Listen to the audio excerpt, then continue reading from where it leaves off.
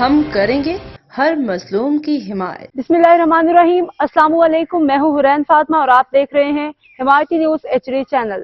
نظر ڈالتے ہیں آج کی اہم خبروں پر۔ ملیر جمعہ حمایتی گوٹ گورنمنٹ بوائز سیکنڈری اسکول کی خستہ حالی طلبہ و اساتذہ کی اپیل۔ ملیر احمد دین حمایتی ملیر کے علاقے جمعہ حمایتی گوٹ میں واقع گورنمنٹ بوائز سیکنڈری اسکول کی عمارت خستہ حالی کا شکار ہے۔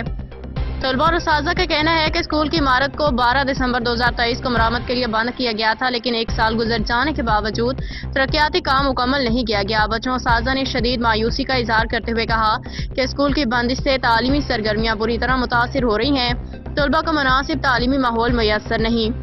اہل علاقہ اسکول انتظامیہ نے حکومت سندھ اور عوامی نمائندوں بشمول MNA MPA سے اپیل کی ہے کہ وہ فوری طور پہ اس مسئلے کا نوٹس لیں اور اسکول کی مرمت اور تعمیراتی کام جلد از جلد مکمل کروائیں تاکہ طلبہ دوبارہ اپنی تعلیم جاری رکھ سکیں۔ یہ عوامی مسئلہ فوری توجہ کا متقاضی ہے کیونکہ تعلیم ہر بچے کا بنیادی حق ہے۔ اس میں مزید تاخیر علاقے کے بچوں کی مستقبل پہ منفی اثر ڈال سکتی ہے۔